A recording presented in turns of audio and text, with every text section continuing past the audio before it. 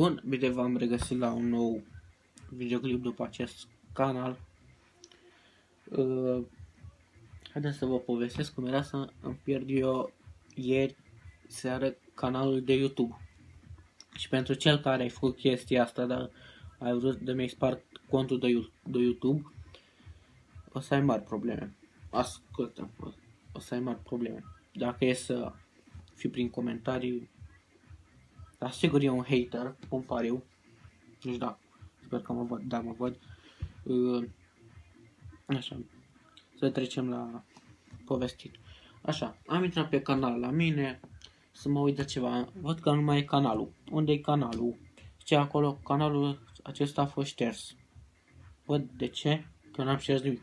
Era în gândul meu. Și după aia mi-a apărut canalul, am reușit să recuperez și mi-a arătat și un videoclip pe el. Și nu știu de ce, cred că pentru cel care te uiți, nu te așteaptă ce să se întâmple. Pentru cel care ai încercat să mă lași fără canal. Așa.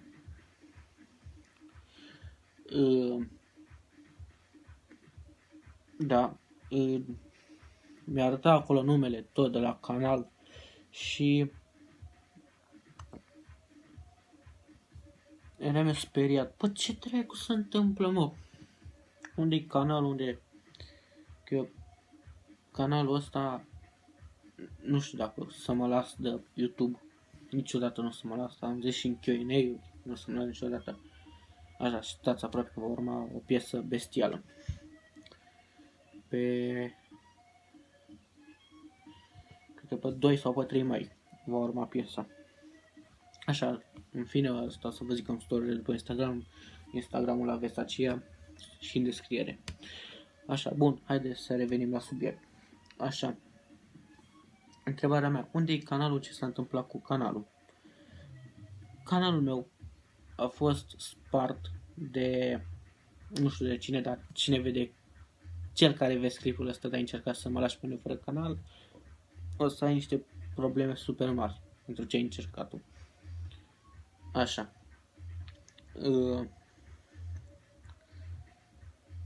În fine, deci m-am speriat foarte rău să ce s-a întâmplat cu canalul.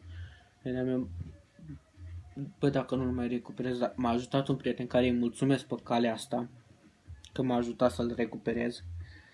Și totul s-a întâmplat foarte repede, de l-am recuperat. Așa. Cel care a încercat să mă lași pe canal, fără canal, sigur te uiți la acest clip. Așa că nu știi ce te așteaptă. Așa. Se pare că ori a încercat cineva să-mi spargă canalul, ori a fost ceva de la YouTube, un bug, ceva, nu știu. Dar descoper eu cu acel tovarăș care m-a ajutat să ne recuperez canalul, dar 100% a încercat cineva să-mi spargă. Așa. Și mă speriasem eu, bă, unde pula mea e canalul, unde? Și după aia mi-aduc aminte că cineva m-a amenințat cu niște chestii din astea, că mi-ar sparge canalul ăla. Cred că ar face persoana aia și m-a amenințat treburile astea, că na. Da, dacă e să vadă, dacă cineva a încercat să-mi spargă canalul aseară și dacă se uită la clipul acesta la anunț că dacă te găsesc